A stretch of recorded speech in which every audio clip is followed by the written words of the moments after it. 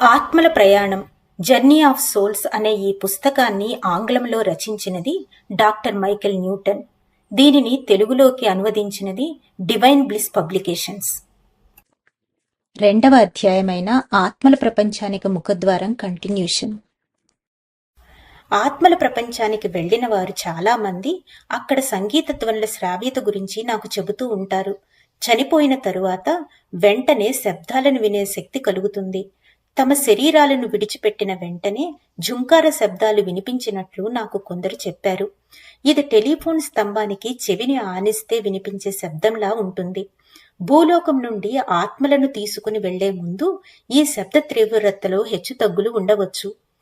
శస్త్రచికిత్స ముందు సాధారణంగా మత్తుమందు ఇచ్చిన తరువాత కూడా ఇలాంటి శబ్దాలే వినిపించినట్లు చాలా మంది నాకు చెప్పారు. వినసొంపుగా లేని ఈ ధ్వనులు, గణగణ శబ్దాలు మనం సొరంగము నుండి బయటపడినప్పుడు శ్రావ్యంగా, సంగీతభరితంగా మారతాయి. ఆత్మలో కొత్త శక్తిని నింపి దానికి నూతన చైతన్యాన్ని ఇస్తుంది కాబట్టి ఈ సంగీతాన్ని విశ్వశక్తి అని అంటారు. ఆ పేరు దానికి సార్థకమైనది. ఆధ్యాత్మిక పొరల గురించి మాట్లాడే సబ్జెక్టులతో వాళ్ళు నక్షత్ర మండలాలను చూసి వాటిని పొరలుగా వర్ణిస్తున్నారేమో అని చెబుతూ ఉంటాను. ఆధ్యాత్మిక గ్రంథాలలో భూలోకానికి పైన ఉండే అంతరిక్ష మండలాలను గురించి ఎక్కువగా చదువుతూ ఉంటాము. వేదాలు అని పిలువబడే ప్రాచీన భారతీయ గ్రంథాలతో ప్రారంభించి ఆ తరువాత వచ్చిన ప్రాచ్య గ్రంథాలలో కూడా నక్షత్ర మండలాలు భౌతికమైన లేదా వాస్తవిక ప్రపంచానికి పైన వరుసగా ఒకదానిపైన మరొకటి ఉంటాయని, అవి ఆధ్యాత్మిక ప్రపంచంలో కలుస్తాయని చరిత్రపరంగా సూచించారు. కొన్ని వేల సంవత్సరాల పాటు ధ్యానం చేసి శరీరానికి వెలుపల మానసికంగా చేసిన పరిశోధనల ద్వారా కంటికి కనిపించని ఈ ప్రాంతాలను చాలా మంది అనుభూతి చెందారు.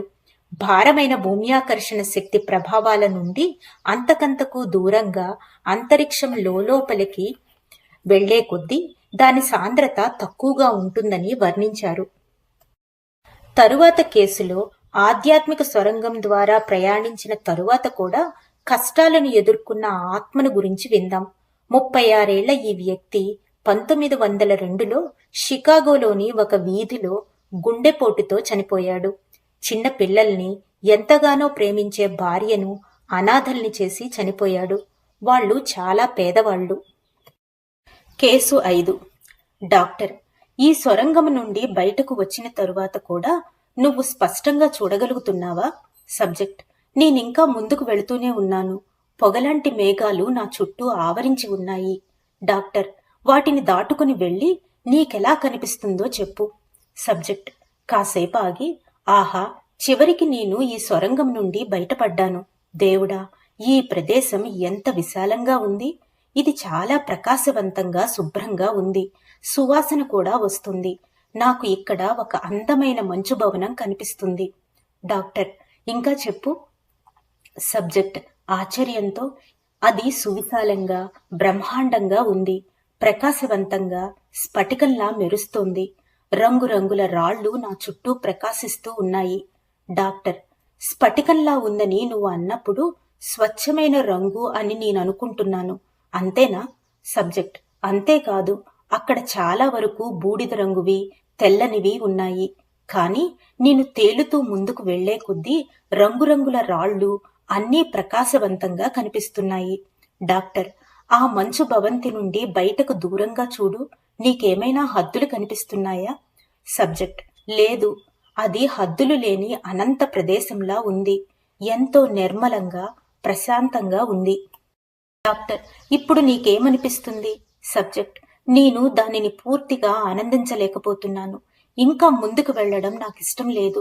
నా భార్య మ్యాగీ, పిల్లలు క్షేమంగా ఉన్నారని నాకు తెలియాలి.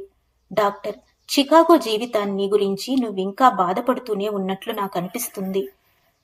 కానీ ఆత్మల లోకంలో నీ పురోగతికి ఇది ఆటంకం కలిగిస్తూ ఉందా? సబ్జెక్ట్: నా ఆఫీసులో కుర్చీలో కూర్చుని ఉన్న సబ్జెక్టుకు ఒక్కసారిగా కుదుపు లాంటిది కలిగింది. మంచిది, నా గైడ్ నా వైపు వస్తూ ఉంది. నాకేం కావాలో తనకి తెలుసు. డాక్టర్: నీకు నీ గైడ్కి మధ్య ఏం జరుగుతూ ఉందో చెప్పు. సబ్జెక్ట్: నేను ఇక ముందుకు వెళ్లలేను. నా భార్య మ్యాగీ, పిల్లలు క్షేమంగా ఉన్నారని తెలుసుకోవాలని ఉంది అని ఆమెకు చెప్పాను. డాక్టర్: దానికి మీ గైడ్ ఎలా స్పందించింది? సబ్జెక్ట్: ఆమె నన్ను సముదాయిస్తూ ఉంది, కానీ నేను చాలా భారంగా బాధపడుతూ ఉన్నాను. డాక్టర్: ఆమెకు నువ్వేం చెప్పావు? సబ్జెక్ట్ బిగ్గరగా అరుస్తూ, ఎందుకిలా జరిగేటట్లు చేశావు? నువ్వు నాకు ఎందుకిలా చేశావు? మ్యాగీతో ఎన్నో కష్టాలు బాధలు అనుభవిస్తూ జీవించేటట్లు చేశావు, కానీ ఇప్పుడు మా ఇద్దరిని ఎందుకు విడదీశావు అని అడిగాను. డాక్టర్: అప్పుడు మీ గైడ్ ఏం చేసింది? సబ్జెక్ట్: నన్ను ఓదార్చడానికి ప్రయత్నిస్తోంది. నేను బాగా పనిచేశానని, నా జీవితం నిర్దేశించుకున్న విధంగానే సాఫీగా కొనసాగుతుందని నాకు చెప్పింది. డాక్టర్: దానికి నువ్వు అంగీకరించావా? సబ్జెక్ట్ కాసేపాగి, నా మనస్సుకు భూమి మీద భవిష్యత్తుకు సంబంధించిన సమాచారం అందుతోంది. నేను లేకపోయినా నా కుటుంబం సాఫీగానే జీవిస్తూ ఉంది. నేను చనిపోయానన్న విషయం జీర్ణించుకుని వారు తమ జీవితాలను గడుపుతున్నారు. మేమందరము మళ్ళీ ఒకరినొకరం చూసుకుంటాం. డాక్టర్: నీకు ఇది ఎలా అనిపించింది? సబ్జెక్ట్ నా మనసు కుదుటపడింది, ప్రశాంతంగా ఉంది. ఒక్క నిట్టూర్పుతో నేను ఇప్పుడు ముందుకు వెళ్ళడానికి సిద్ధంగా ఉన్నాను. 5వ కేసులో వ్యక్తి ఇక్కడ తన గైడును కలుసుకోవడంలో ఉండే ప్రాముఖ్యతను వివరించే ముందు నేనొక సంగతి చెప్పదలిచాను. ఈ వ్యక్తి ఆత్మల లోకం ఒక మంచు భవనంలా కనిపించిందని చెప్పాడు. ఆత్మల లోకంలో ఇంకా ముందుకు వెళితే సకల సదుపాయాలు సౌకర్యాలు ఉన్న భవనాలలో తాము ఉన్నామని నా సబ్జెక్టులు చెబుతూ ఉంటారు. హిప్నాసిస్ స్థితిలో ఉండడం వల్ల ఈ రూపాలు ఊహించుకోవడం జరగదు. నిజం చెప్పాలంటే భూమి మీద ఉండే సహజ వాతావరణానికి సంబంధించిన ఈ దృశ్యాలు మరణించిన తరువాత ఆత్మ చేసే ప్రయాణానికి, భౌతిక మరణం నుండి కోలుకొని కొత్త వాతావరణానికి అలవాటు పడేందుకు ఉద్దేశించబడినవని భావిస్తే తప్ప భౌతికత లేని లోకంలో అలాంటి భౌతికమైన విషయాలు ఉండవు. నాతో మాట్లాడుతున్న ఆత్మలన్నీ భూమిపైన కలిగిన తమ అనుభవాల ప్రభావానికి గురి అయినవే. నాతో మాట్లాడుతున్న ప్రతి ఆత్మకు ఈ దృశ్యం పట్ల వ్యక్తిగత అర్థం ఉంటుంది. ఆత్మల ప్రపంచంలో ఆత్మలకు కొన్ని రూపాలు కనిపించినప్పుడు అవి భూమి మీదకు వచ్చినప్పుడు గాని లేదా జీవించినప్పుడు గాని వాటికి సంబంధించిన రూపాలైతే అవి అలా కనిపించడానికి ఒక కారణం ఉంటుంది. మరపురాని స్వగృహం, స్కూలు, పూదోట, పర్వతము, సముద్ర తీరము మొదలైనవి ఆత్మలకు కనిపిస్తాయి. ఎందుకంటే భూమి మీద ఉండే దృశ్యాలు రూపాలతో మనకు ఉండే అనుబంధాన్ని ఒక్కసారిగా త్రుంచివేయటం ఇష్టం లేని ఉదారమైన ఆధ్యాత్మిక శక్తి వాటిని మనం ఊహించుకోవడానికి అనుమతిస్తుంది. భూమి మీద మనకు కలిగిన జ్ఞాపకాలు ఎప్పటికీ మాసిపోవు. మానవుని మనస్సులో ఆత్మ ప్రపంచపు రూపాలు ఎలా కనిపిస్తాయో అదే విధంగా ఆత్మ మనసులో కాల్పనిక దృశ్యాలు కలల్లా ఎప్పటికీ గుసగుసలాడుతూ ఉంటాయి. సబ్జెక్టుల నుండి వారి ఆత్మల ప్రపంచంలో కనిపించిన తొలి దృశ్యాల గురించి వింటున్నప్పుడు నాకు చాలా ఆనందం కలుగుతూ ఉంటుంది. చనిపోయిన తరువాత ఇక్కడికి ఆత్మల ప్రపంచానికి వస్తున్నప్పుడు వారికి అడవి పూల పొలాలు కనిపించవచ్చు, దూరంగా ఎత్తైన కోట బురుజులు కనిపించవచ్చు, లేదా వినీల ఆకాశంలో ఇంద్రధనస్సు కనిపించవచ్చు. వీటిని గురించి క్లయింట్లు చెప్పే వర్ణనలు, వివరాలలో ఎంతో తేడా ఉన్నప్పటికీ ఈ ఆత్మల ప్రపంచంలోకి తిరిగి వస్తున్న ఆత్మకు కొన్ని జన్మల పాటు ఆత్మల ప్రపంచంలో తొలిసారి కనిపించిన భూలోకపు దృశ్యాలు, రూపాలే మళ్లీ మళ్లీ కనిపిస్తూ ఉంటాయి. వీటిలో పెద్దగా మార్పేమీ ఉండదు. హిప్నాటిక్ స్థితిలో ఉన్న సబ్జెక్టు ఆత్మల ప్రపంచంలో ముందుకు వెళ్లే కొద్దీ ఆత్మ జీవితానికి సంబంధించిన కార్యకలాపాల గురించి వారు చెప్పే వివరాలన్నీ దాదాపు ఒకేలా ఉండడం గుర్తించాను. ఇప్పుడే సమీక్షించిన కేసు ఆత్మ భార్య మీద ఎంతో అనురాగం, ప్రేమ ఉన్న ఒక భర్తకు సంబంధించినదిగా చెప్పుకోవచ్చు. ఆ ఆత్మ జీవించి ఉన్న తన భార్య మ్యాగీని వదిలి వచ్చినా ఇంకా ఆ బాధ నుండి తేరుకుని కుదుటపడని వ్యక్తిది. ఆత్మల ప్రపంచంలో ఆత్మను శాంతింపజేసే ప్రభావాలు ఎన్ని ఉన్నా ఇతరుల ఆత్మల కంటే కొన్ని ఆత్మలు గత జన్మలో పడిన బాధల్ని, దుఃఖాలను మూటకట్టుకుని తమ వెంట తప్పక మోసుకెళతాయి. చనిపోగానే ఆత్మలకు సర్వము తెలుస్తుందని అందరూ అనుకుంటారు, కానీ అది నిజం కాదు. ఎందుకంటే అవి కొత్త పరిస్థితుల్లో ఇమడడానికి పట్టే సమయము మారుతూ ఉంటుంది. ఆత్మ కుదుటపడటానికి పట్టే సమయం మనిషి చనిపోయిన పరిస్థితుల మీద, ప్రతి ఆత్మకు అప్పుడే ముగిసిన జన్మకు సంబంధించిన జ్ఞాపకాల మీద, అనుబంధాల మీద, వాటి ఆధ్యాత్మిక పురోగతి స్థాయి మీద ఆధారపడి ఉంటుంది. హఠాత్తుగా చిన్న వయసులోనే తనువు చాలించిన ఆత్మలను వయసు పరంగా వెనక్కి తీసుకుని వెళ్ళినప్పుడు తరచూ అవి కోపాన్ని ప్రదర్శించడం నేను చూస్తూ ఉంటాను. ఈ పరిస్థితుల్లో ఆత్మల ప్రపంచంలో తిరిగి ప్రవేశించే ఆత్మలు తరచుగా దిగ్భ్రాంతి చెందుతూ ముందుగా ఎలాంటి హెచ్చరిక లేకుండా తాము ప్రేమించిన వాళ్లను ఒక్కసారిగా వదిలివేసి రావడం వల్ల తికమక పడుతూ ఉంటాయి. అవి చనిపోవడానికి ఏమాత్రం సిద్ధంగా ఉండవు. అందుకని తమ శరీరాలను వదిలిపెట్టి వచ్చిన తరువాత కూడా కొన్ని ఆత్మలు విచారంగా జీవించే తమ హక్కును కాలరాసి మోసగించి ఇక్కడికి బలవంతంగా తీసుకుని వచ్చినట్లుగా బాధపడుతూ ఉంటాయి. తన కర్తవ్యాలు, బాధ్యతలు పూర్తి కాకుండానే మధ్యలో హఠాత్తుగా చనిపోయి ఇక్కడికి వచ్చి బాధపడుతూ ఉన్న ఆత్మలకు సాధారణంగా చనిపోయి ఈ ఆత్మల ప్రపంచంలోనికి ప్రవేశించిన వెంటనే తమ గైడ్స్ కనిపిస్తారు.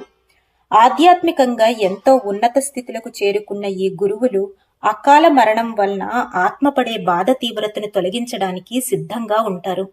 ఈ కేసు 5లో ఆత్మల లోకంలోనికి ప్రవేశించిన తరువాత మిగిలిన ప్రయాణంలో తన గైడు లేదా గురువు ఆ విధంగా తన బాధ్యతను తొలగించడంలో సహకరించడం వలన చివరికి ఆత్మల ప్రపంచంలో చక్కగా ఇమిడిపోతుంది. ఆత్మల ప్రపంచంలోనికి ప్రవేశించే చోటే ఆత్మలు పడే బాధను, కలతను పూర్తిగా తొలగించడానికి గైడ్స్ ఏమాత్రమూ అంగీకరించరని నేను గుర్తించాను. జీవన్మరణాల కర్మకు సంబంధించిన గుణపాఠాలను గురించి వివరించడానికి తగిన సమయ సందర్భాలు ఇంకా ముందు ఉన్నాయి. వాటి గురించి మరలా వివరిస్తాను. ఆత్మ మరంత అంగీకారంతో తన యాత్రను కొనసాగించడానికి, తన భార్యాబిడ్డల భవిష్యత్తు గురించిన బాధను తొలగించడానికి కేసు 5కు సంబంధించిన గైడు భూమి మీద ఉన్న వారి భవిష్యత్తు జీవితం కొంచెం చూపించి శాంతపరిచాడు. చనిపోయిన తరువాత వెంటనే ఉండే మానసిక స్థితితో సంబంధం లేకుండా ఆత్మల ప్రపంచంలోని అద్భుతాలను మళ్లీ చూస్తున్నందుకు నా సబ్జెక్టులు పూర్తిగా ఆశ్చర్యచకితులవుతుంటారు. మామూలుగా ఈ ఆశ్చర్యములో ఉబ్బి తబ్బిబ్బవుతూ తమ ప్రాపంచిక విషయాలన్నింటినీ, ముఖ్యంగా శారీరక బాధలను మర్చిపోతారు. అన్నిటికంటే ఎక్కువగా ప్రయాణిస్తున్న ఆత్మకు ఈ ఆత్మల ప్రపంచం అత్యంత ప్రశాంతతను చేకూర్చే పరంధామంగా కనిపిస్తుంది. చనిపోయిన వెంటనే ఒంటరిగా ఉన్నామని ముందు అనిపించినా మనం ఒంటరి వాళ్లం కాము. కంటికి కనిపించని బలమైన అదృశ్య శక్తి ఏదో మనలో ప్రతి ఒక్కరిని ఆత్మల లోకంలో ప్రవేశించే ద్వారం దాటడానికి దారి చూపుతూ ఉంటుంది.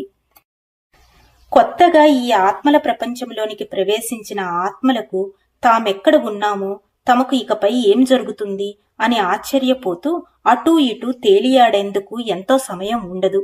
మేము క్షేమంగా ఉన్నామన్న నమ్మకాన్ని కలిగించడానికి ఆత్మల ప్రపంచం ముఖద్వారానికి దగ్గరగా మన గైడ్స్, స్నేహితులు, గత జన్మలో జీవిత భాగస్వాములు చాలా మంది మన కోసం ఎదురు చూస్తూ ఉంటారు. వాస్తవానికి వారి ఉనికిని మనం చనిపోయే సమయం నుండే అనుభూతి చెందడం మొదలవుతుంది.